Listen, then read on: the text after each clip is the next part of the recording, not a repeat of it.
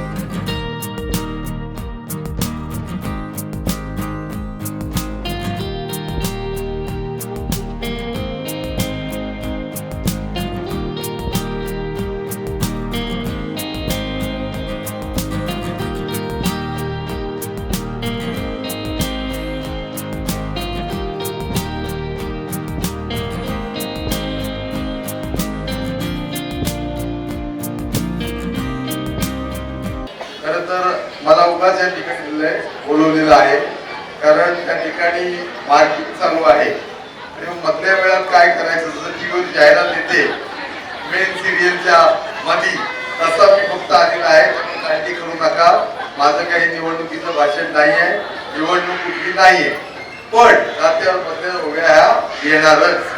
आणि म्हणूनच मंगळागौर म्हटलं की समस्त महिला भगिनी, श्रावण महिना म्हटलं की श्रावण मासी हर्ष मानसी हिरवळ जाते चोळीकडे, असं लहानपणापासून आपण एक चांगल्या प्रकारचं गीत म्हणत असतो।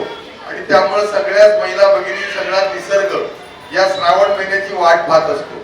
आपण सगळे बांधव जे आहोत ते व्रत वैकल्य सण उत्सव अत्यंत चांगल्या पद्धतीने साजरा करतो। तुमचं झालं की सांगा, कोकणमध्ये केसेट चालू ठेवतो आणि त्यामुळे आपण सगळे हिंदू संस्कृती मानणारे आहोत। मला थोडस आठवतंय, मी शाळेत असताना लहानपणी बस स्टँडवर जायचो, या रामायणून चालत जायचो, त्यावेळेस हे प्रभू रामाचं मंदिर मी पाहिलेलं आहे।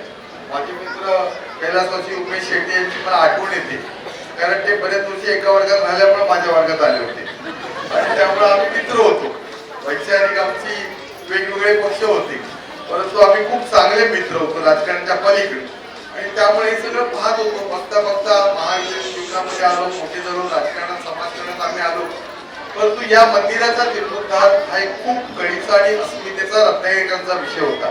जसं अयोध्येतलं राम मंदिर हे 500 वर्षाच्या संघर्षानंतर आज त्या ठिकाणी झालेलं आपण पाहतोय आणि एक जागतिक दर्जाचं एक तीर्थक्षेत्र त्या ठिकाणी आपण पाहतोय आणि त्यामुळे त्याचा होणारा आर्थिक विकास, आर्थिक उन्नती सगळं जग पाहतंय। आज अयोध्येमध्ये आंतरराष्ट्रीय विमानतळ झालाय, चांगल्या प्रकारची रेल्वे स्टेशन झाली आणि लाखो करोडो भक्त त्या ठिकाणी आज श्रद्धेने जात आहेत आणि त्या मंदिराची पुनर्प्रतिष्ठापना झाली। आपण भाग्यवान आहोत की आपल्या पण कोणीतरी पूर्वजांनी 400-500 वर्षापूर्वी मला वाटतं हे प्रभू रामांचं पंचायत असलेलं मंदिर आणि त्या ठिकाणी असलेली हनुमंताची मूर्ती याला एक चांगलं रूप देण्याचं जर कोणी काम केलं असेल तर ते आमच्या उल्हास घोसाळकर परिवाराने, म्हणून त्यासाठी टाळ्या वाजवा, कारण हा सगळा मधला इतिहास सगळ्यांना माहिती नसतो। टाइम्स डिजिटलला लाईक करा, शेअर करा, सबस्क्राईब करा आणि बेल आयकॉन दाबायला विसरू नका। Times digital.